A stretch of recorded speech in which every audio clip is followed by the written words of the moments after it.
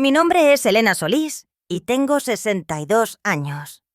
Jamás pensé que el día de mi cumpleaños número 62 sería el día que me salvaría la vida, pero también el día en que descubriría las profundidades de la traición familiar. Era un viernes por la noche y mi hijo Ricardo me había llevado a la Trattoria del Ángel, el lugar italiano que tanto amaba en nuestra colonia, la Roma, en la Ciudad de México. Lo había elegido porque sabía que era mi favorito, o eso creía yo. Valeria Mendoza, mi nuera, se sentaba frente a mí, sonriendo con esa sonrisa que siempre me había parecido un poco rígida, algo que yo solía atribuir a los nervios o la timidez. El restaurante bullía de familias celebrando. El ambiente era cálido y acogedor, con luces suaves que proyectaban un brillo dorado sobre las mesas de madera y el aroma a ajo y albahaca llenando el aire. Ricardo había pedido una botella de Cabernet Sauvignon del Valle de Guadalupe para un brindis, y me sentí genuinamente feliz de estar rodeada por mi pequeña familia. «Mamá, ¿te ves radiante esta noche?», dijo Ricardo sirviendo vino en nuestras copas. Sus ojos brillaban con afecto, y por un momento me sentí la madre más afortunada del mundo. Valeria asintió, su sonrisa sin llegar del todo a sus ojos, pero yo estaba demasiado atrapada en la alegría del momento para notarlo. Habíamos pedido nuestros platillos favoritos. Yo elegí el pollo a la parmesana, mi opción segura cada vez que venía aquí.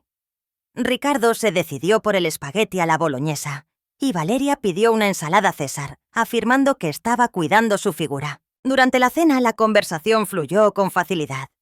Ricardo habló de su trabajo en la oficina de seguros en Polanco, y yo compartí historias sobre mis días de jardinería y la clase de yoga para mayores a la que había empezado a asistir. Pero había una sensación que no podía quitarme de encima, una tensión sutil que parecía irradiar de Valeria. Cada vez que Ricardo se giraba para hablar las coquillas, para hablar conmigo, ella lo observaba con una expresión que no podía descifrar. Sus dedos tamborileaban nerviosamente sobre la mesa, y la sorprendí revisando su celular varias veces de una manera que no era exactamente discreta. Cuando llegó el momento del brindis, Ricardo se puso de pie, con la copa en alto. «Por mamá», dijo con la voz cargada de emoción. «Por ser la mujer más fuerte que conozco. Por criarnos con tanto amor después de que papá falleció y por enseñarme lo que significa la verdadera resiliencia». Sus palabras me calentaron el corazón y sentí que las lágrimas de felicidad asomaban. Valeria también levantó su copa, pero noté que sus manos temblaban ligeramente. «Por Elena», dijo, su voz sonando un poco forzada. «Por ser una suegra tan especial». La ligera vacilación antes de la palabra especial me llamó la atención, pero decidí ignorarla. Justo cuando estaba a punto de llevar la copa a mis labios, sentí que alguien se acercaba a nuestra mesa. Era una de las meseras, una joven de cabello castaño recogido en una coleta. Se inclinó sutilmente, como para limpiar algo de la mesa, y deslizó un pequeño trozo de papel doblado junto a mi plato. El movimiento fue tan fluido que ni Ricardo ni Valeria se dieron cuenta. La mesera, una chica llamada Sofía Herrera, me lanzó una mirada intensa, casi urgente, antes de alejarse rápidamente hacia otra sección. Mi corazón empezó a latir con fuerza. Con manos temblorosas, desdoblé el papel debajo de la mesa, manteniéndolo oculto. Las palabras estaban escritas con una caligrafía clara y apremiante. «No beba eso. Su vida está en peligro. Confíe en mí». El mundo pareció detenerse. El ruido del restaurante se desvaneció en un murmullo lejano, y sentí como si estuviera observando la escena desde fuera de mi propio cuerpo. Mi primera reacción fue suponer que era una broma de mal gusto, pero la mirada en los ojos de la mesera transmitía una seriedad que no podía descartar. Miré mi copa de vino, que segundos antes estaba tan ansiosa por probar. Ahora parecía siniestra. Logré mantener mi expresión neutral mientras mi mente corría a toda velocidad. Ricardo y Valeria continuaban charlando, ajenos a lo que acababa de ocurrir. «Disculpen», dije, esperando que mi voz sonara natural. «Necesito ir al baño un segundo». Me levanté sobre piernas temblorosas, guardando el papel en mi bolsillo. Mientras caminaba hacia el fetetats hacia el fondo, Y este era un torbellino de preguntas y miedo. En el baño releí la nota, esperando que las palabras cambiaran mágicamente. La letra era femenina, apresurada pero legible. No había firma ni más explicaciones, solo esa advertencia directa y aterradora. Cuando regresé a la mula, intenté actuar con normalidad, pero por dentro estaba aterrorizada. Miré a Ricardo y a Valeria con nuevos ojos. Ricardo parecía completamente normal, hablando animadamente sobre sus planes para remodelar su cocina. Pero Valeria, algo era diferente en ella. Sus ojos se movían nerviosamente entre mi copa y mi rostro, como si estuviera esperando algo. Fue entonces cuando tomé una decisión que lo cambió todo. Cuando Ricardo se giró para llamar a nuestro mesero por más pan, aproveché el momento de distracción. Con un movimiento rápido y casual, cambié mi copa por la de Valeria. El líquido era idéntico, el mismo cabernet que habíamos estado bebiendo toda la noche. «Ahora sí», dije levantando la copa que ahora era mía. Un brindis por este hermoso momento familiar. Ricardo sonrió ampliamente y levantó su copa. Valeria, sin percatarse del cambio, se levantó la suya también, la que originalmente había sido mía. Bebimos al mismo tiempo. El vino sabía igual que siempre, pero apenas podía concentrarme en él. Observaba a Valeria intensamente, buscando cualquier señal de que algo andaba mal. Al principio no pasó nada. Continuamos comiendo y charlando. Marcus me contó sobre un ascenso que esperaba recibir en su empresa, y yo hablé de mi plan de visitar a mi hermana en Oaxaca ese otoño. Valeria participaba en la conversación, pero parecía cada vez más inquieta. Fue exactamente 5 minutos después del brindis cuando comenzó. Valeria se llevó una mano al estómago, con una expresión de confusión en su rostro. «Me siento un poco rara», murmuró. Ricardo inmediatamente pareció preocupado, preguntándole si estaba bien. Ella negó con la cabeza, diciendo que probablemente había comido algo que le había caído mal en el almuerzo, pero entonces su rostro comenzó a palidecer visiblemente. Sus manos empezaron a temblar, no por nervios como antes, sino de forma incontrolable. «¿De verdad no me siento bien?», susurró, y vi cómo se formaban gotas de sudor en su frente, a pesar de que el restaurante tenía una temperatura agradable. Ricardo se puso de pie de inmediato sosteniendo a su esposa por los hombros. «Cariño, ¿qué es?», preguntó con la voz alarmada. Yo permanecí sentada, observando la escena con una mezcla de horror y una terrible fascinación. Valeria intentó ponerse de pie, pero sus piernas cedieron. Se desplomó de nuevo en su silla, respirando de forma errática. Sus ojos estaban vidriosos y su piel había adquirido un tinte grisáceo que me aterrorizó. «¡Llama al 911!», le grité a Ricardo, aunque mi voz sonaba inquietantemente tranquila para la situación. El pánico se apoderó del restaurante mientras otros comensales se daban cuenta de que algo grave estaba sucediendo. Mientras esperábamos a los paramédicos, mi mente no podía dejar de repetir las palabras de la nota. «Su vida está en peligro». Y ahora sabía, con una certeza escalofriante, que la persona que había estado en peligro era yo. El viaje en ambulancia al Hospital Ángeles del Pedregal fue una pesadilla. Valeria había perdido el conocimiento y los paramédicos trabajaban frenéticamente para estabilizarla. Ricardo me sostenía la mano, con los ojos llenos de terror y confusión. Apreté la nota de la mesera en mi puño, sintiendo que era la única prueba de que no me estaba volviendo loca. En la sala de urgencias, los médicos se llevaron a Valeria de inmediato. Ricardo y yo nos quedamos sentados en esas incómodas sillas de plástico. El olor a desinfectante me revolvía el estómago y el estómago. «No entiendo qué pasó», murmuró Ricardo por 5ª vez. «Estaba bien hace 1 hora». No respondí. No podía hablarle de la nota todavía, pero en el fondo sabía que no se trataba de una simple intoxicación alimentaria. Después de lo que parecieron horas, un joven médico se nos acercó. Su expresión era seria. «¿Son la familia de Valeria Mendoza?», preguntó. «Con su ex esposo», respondió Ricardo de inmediato. Ella es mi madre. ¿Cómo está Valeria? Su esposa está estable por ahora, dijo el doctor. Pero necesitamos hablar de lo que causó su colapso. Los resultados de los análisis de sangre muestran la presencia de digoxina en niveles extremadamente altos. Ricardo frunció el ceño. ¿Digoxina? ¿Qué es eso? Es un medicamento para el corazón, explicó el médico. En dosis normales ayuda solo a regular el ritmo cardíaco, pero la cantidad que encontramos en su sistema es...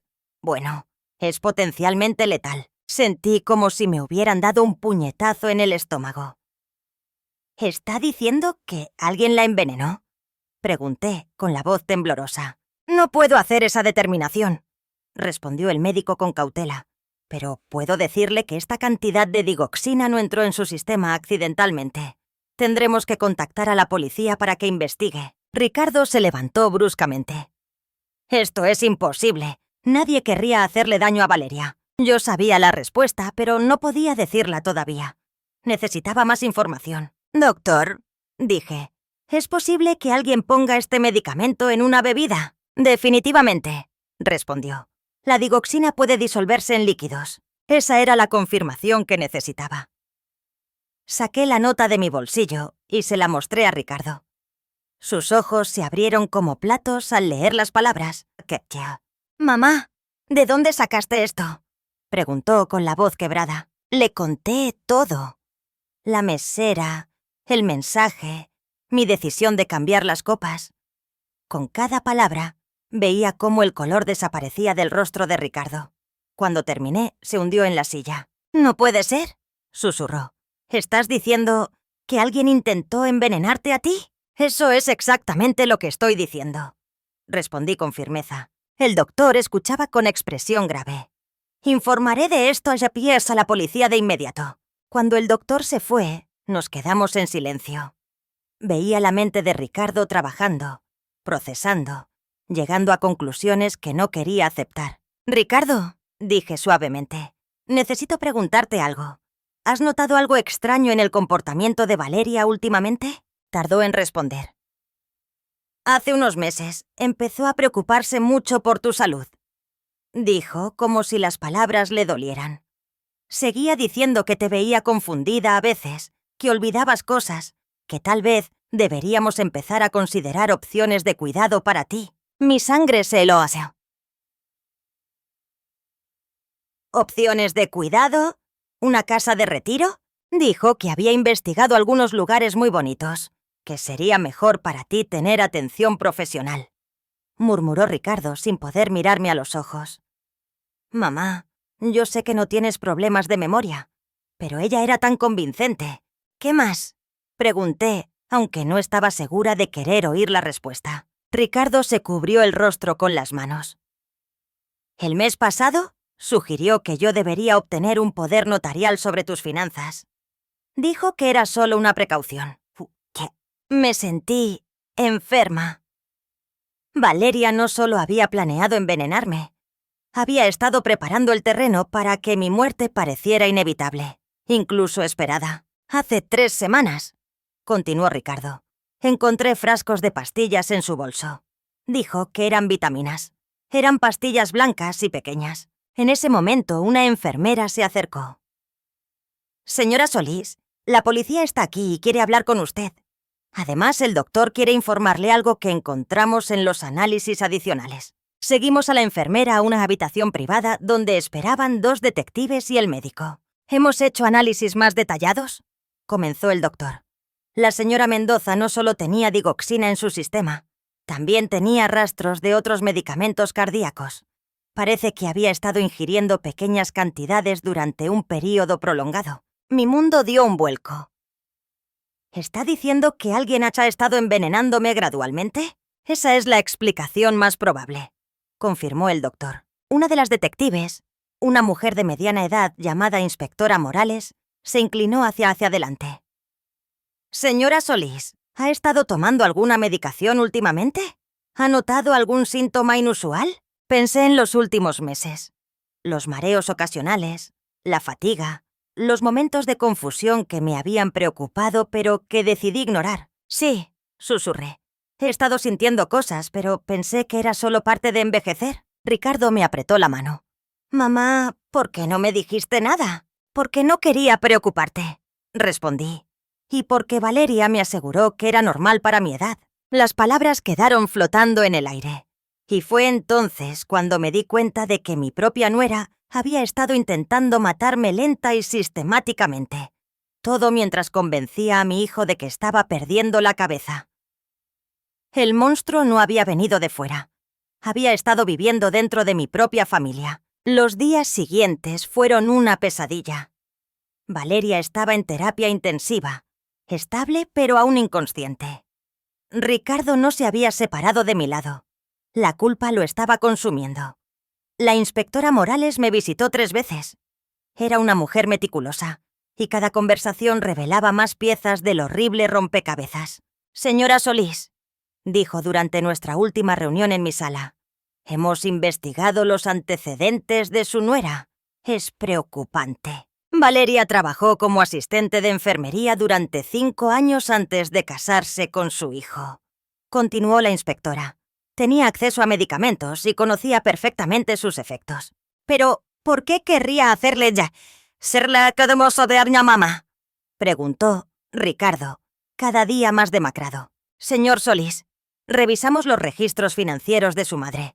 ¿Sabe que usted es el único beneficiario de su testamento?» Recordé todas esas conversaciones aparentemente inocentes en las que Valeria sugería que pusiera mis asuntos en orden. «Hay algo más», continuó la inspectora Morales.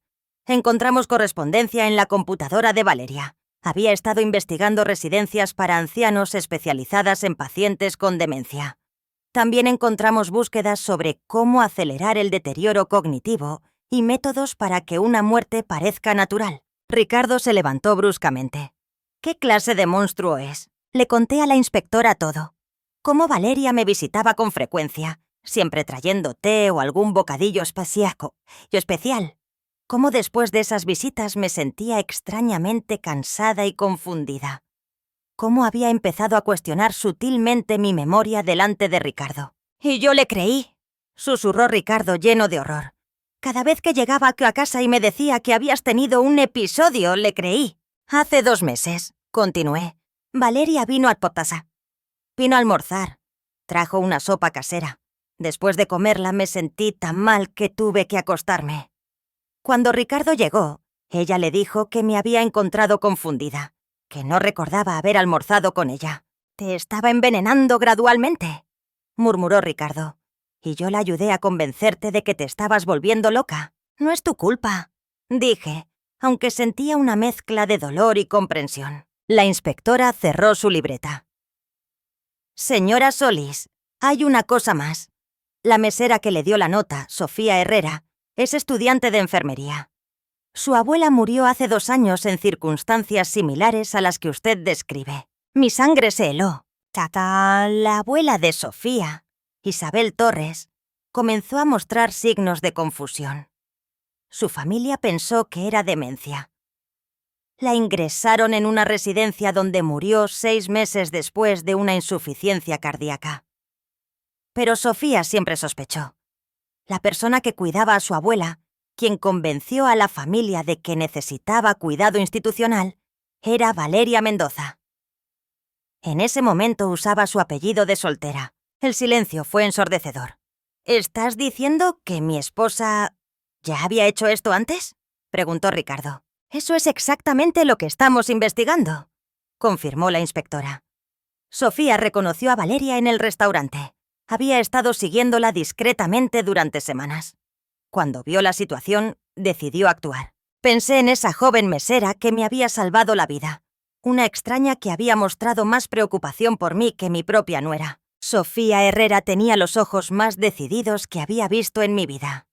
Nos encontramos en un café cerca de la fiscalía. «Señora Solís», dijo, «he estado esperando este momento durante 2 años». «Sofía», respondí tomando sus manos, «no tengo palabras para agradecerte. Me salvaste la vida. Ojalá hubiera podido salvar a mi abuela también», dijo, con la voz firme a pesar de las lágrimas. Durante la siguiente hora, Sofía me contó la historia completa de su abuela, Isabel Torres. Era un relato escalofriante por su similitud con el mío. La abuela Isabel era una mujer fuerte y sotete, independiente. Valeria apareció en su vida después de una pequeña caída, ofreciéndose a ayudar. Ayudar rescate. Poco a poco, se ganó la confianza de la familia y luego comenzó el mismo patrón. Incidentes de confusión, sugerencias de demencia y finalmente, la presión para ingresarla en la residencia El Ocaso Dorado. La parte más horrible, dijo Sofía luchando contra las lágrimas, es que la abuela empezó a dudar de sí misma. Me decía, Sofía, creo que algo anda mal conmigo. Mi abuela murió de lo que dijeron fue una insuficiencia cardíaca natural, pero ella nunca tuvo problemas de corazón. Empecé a investigar por mi cuenta. Descubrí que Valeria había trabajado en esa residencia y que había otros casos similares. Intenté denunciarlo, pero nadie quiso escuchar a una estudiante universitaria. Cuando vi a Valeria en el restaurante fue como ver un fantasma. La había estado siguiendo. La vi poner algo en su copa cuando usted y su hijo estaban distraídos. En ese momento, tuve que tomar una decisión. Esa tarde, de camino a casa, le conté a Ricardo todo lo que había aprendido. Ricardo, ¿Valeria alguna vez mencionó algo sobre mi testamento o planificación financiera? Él se tensó visiblemente. Sí, hace unos 3 meses. Quería que te convenciera de darme un poder notarial. También sugirió que pusieras la casa a mi nombre. Ricardo, ¿firmé algún documento en las últimas semanas sin recordarlo claramente? Su silencio fue respuesta suficiente. Hace 2 semanas, murmuró finalmente. Valeria dijo que habías tenido un episodio muy malo. Cuando llegamos parecías desorientada. Tenía preparados unos documentos que, según ella, había recomendado tu abogado. Dijo que querías firmarlos. ¿Qué documentos eran? Un poder notarial limitado y un anexo a tu testamento. Sentí como si me hubieran golpeado. Decía que querías añadir una cláusula que me daría control inmediato sobre tus bienes si te declaraban mentalmente incompetente. ¡Ricardo!, dije con la voz temblando. Yo nunca solicité esos documentos. Valeria me drogó ese día para que pareciera confundida y luego me manipuló para que firmara. Ricardo detuvo el coche y se cubrió el rostro con las manos. Dios mío, mamá. Fui un completo idiota. Mañana mismo vamos con mi abogado y vamos a anular todo. Esa noche, revisé mis documentos. La magnitud del plan de Valeria era aterradora. Con esos papeles, habría tenido control virtual sobre todo mi patrimonio. Era un plan perfecto, ejecutado por una mujer que había convertido el asesinato en un arte. Pero había cometido un error fatal. Había subestimado la determinación de una joven que se negaba a olvidar a su abuela. Valeria despertó del coma 4 días después. Cuando la inspectora Morales me llamó, sentí una extraña mezcla de alivio y aprensión. «Está muy agitada», dijo la inspectora. «Ha estado preguntando por su esposo constantemente. Y también ha estado preguntando específicamente por usted, señora Solís. Quiere verla». Parte de mí quería esconderse, pero otra parte, más fuerte, quería mirarla a los ojos y decirle que no había logrado destruirme. «Lo haré», dije. «Pero quiero que Ricardo esté presente». Al día siguiente, cuando entramos en el hospital, me sentí como si caminara hacia mi propia ejecución. Cuando la inspectora abrió la puerta y vi a Valeria, pálida y delgada con vías intravenosas en el brazo, toda mi preparación mental se desvaneció. Al verme entrar, su expresión cambió a una de fingida vulnerabilidad. «Elena», dijo con voz débil, «gracias a Dios que estás bien». Estaba tan preocupada. Me quedé cerca de la puerta. Ricardo se interpuso protectoramente entre nosotras. «Valeria», dije con voz firme, «sabemos lo que hiciste». «¿De qué hablas?» «Yo fui la que se enfermó. Alguien intentó envenenarnos a las 2». «No», repliqué. «Alguien intentó envenenarme a mí, y esa persona fuiste tú». «¿Y cómo amabas a la abuela de Sofía Herrera, Isabel Torres?», pregunté. El cambio su present pasó por tu esprit en sazón fue instantáneo. La vulnerabilidad desapareció, y por un momento vi a la verdadera Valeria. Fría, calculadora, furiosa. «No sé de quién hablas», dijo, pero su voz había perdido toda su calidez fingida. Ricardo dio un paso adelante. «Valeria, Encontramos los medicamentos. Sabemos del dinero, de los documentos que hiciste que mamá firmara. Lo sabemos todo. Valeria se enderezó en la cama. Su máscara de víctima comenzó a deslizarse por completo. Ricardo, cariño, tienes que entender. Todo lo que hice fue por nosotros, por nuestro futuro. ¿Nuestro futuro?, repitió él incrédulo. Tu madre es mayor, Ricardo. No le quedan muchos años buenos. ¿No sería mejor si pudiera disfrutar de sus últimos años en un lugar donde reciba el cuidado adecuado mientras nosotros construimos una vida juntos, sin la carga de preocuparnos constantemente por ella? ¿Estás hablando de matarme?, dije, con la voz temblorosa pero firme. Por primera vez, Valeria me miró directamente con puro odio. Estoy hablando de ser práctica ante una situación inevitable. Su sonrisa se volvió cruel. Isabel Torres era una anciana solitaria que iba a morir de todos modos. Al menos me aseguré de que sus últimos meses fueran cómodos. ¿A cuántas otras personas has hecho daño, Valeria?, preguntó Ricardo, temblando de rabia. No he hecho daño a nadie, replicó ella fríamente. He proporcionado una transición pacífica para personas que ya estaban sufriendo. La inspectora Morales, que había estado tomando notas en silencio, finalmente habló. Señora Mendoza, está admitiendo que causó intencionadamente la muerte de Isabel Torres y que planeaba hacer lo mismo que Valeria se dio cuenta demasiado tarde de lo que había revelado. El daño estaba hecho. Había mostrado su verdadero ser. Quiero que sepas algo, le dije, acercándome a su cama. Durante meses me hiciste dudar de mi propia mente. Me hiciste sentir como una carga. Pero sobreviví, y me voy a asegurar de que nunca tengas la oportunidad de hacerle esto a nadie más. Sus ojos se llenaron de furia. Vieja estúpida, siseó. Deberías estar agradecida. Te iba a dar una muerte digna. Cuando salimos de la habitación, me sentí como si me hubiera enfrentado al demonio. Fue aterrador, pero también liberador. Esa noche, la inspectora Morales llamó. Valeria había decidido confesar a cambio de un acuerdo. Había admitido no solo el intento de asesinato contra mí, sino también las muertes de Isabel Torres y otras 2 ancianas en los últimos 3 años. Se enfrentaría a cadena perpetua sin posibilidad de libertad condicional. Al colgar el teléfono, no sentí triunfo ni venganza. Solo una profunda tristeza y un alivio abrumador de que su reino de terror finalmente había terminado. 6 meses después, me despierto cada mañana con una sensación que había olvidado que existía. Paz. Mi rutina matutina ha cambiado por completo. Ya no necesito cuestionar cada decisión que tomo. Sé que mi mente está clara, que siempre lo estuvo. Ricardo viene a visitarme todos los domingos. Nuestra relación se ha transformado. Hemos trabajado juntos en terapia familiar y poco a poco hemos construido una nueva y más profunda confianza. Ha sido doloroso, pero nos ha permitido sanar de verdad. El juicio de Valeria duró 3 semanas. Testifiqué durante 2 días completos. Sofía Herrera también testificó. Cuando se leyó el veredicto culpable de todos los cargos, no sentí la satisfacción que esperaba, solo un vacío. Después del juicio decidí hacer cambios importantes. El primero fue mudarme. No podía seguir viviendo en la casa donde Valeria me había envenenado.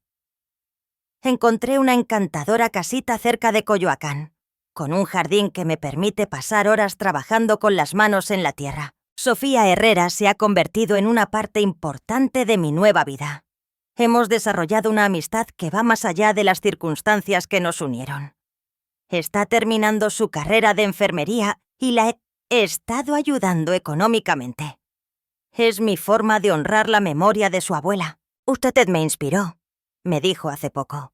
Verla luchar para recuperar su vida me demostró que las personas mayores no son víctimas indefensas, son guerreros. Sus palabras me llenaron de una calidez que no había sentido en mucho tiempo. He empezado a hablar públicamente sobre mi experiencia para educar a otras familias sobre las señales del abuso a personas mayores. Si mi historia puede ayudar a prevenir, aunque sea un solo caso, todo lo que pasé habrá valido la pena. Una tarde, mientras trabajaba en mi jardín, encontré una carta en mi buzón. Era de Valeria, desde la cárcel. No se disculpaba. Se quejaba de las condiciones y terminaba con una línea que me hizo reír a pesar de todo. Espero que aprecies el favor que intenté hacerte. Quemé la carta en mi chimenea esa noche, viendo cómo las palabras se desvanecían en cenizas. Fue simbólico.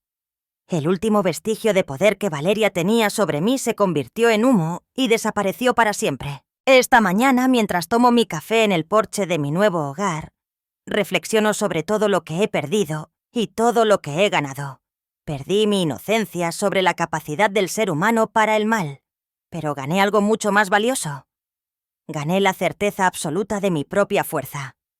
Gané una relación más profunda y honesta con mi hijo. Y gané la satisfacción de saber que mi experiencia está ayudando a proteger a otros. A mis 62 años, he aprendido que la vida puede cambiar en un instante. Puede convertirse en una pesadilla, pero también puede transformarse en algo hermoso cuando menos te lo esperas. Soy Elena Solis. Sobreviví a un intento de asesinato por parte de mi propia familia, y estoy aquí para contar mi historia, no como una víctima, sino como una guerrera que se negó a ser silenciada.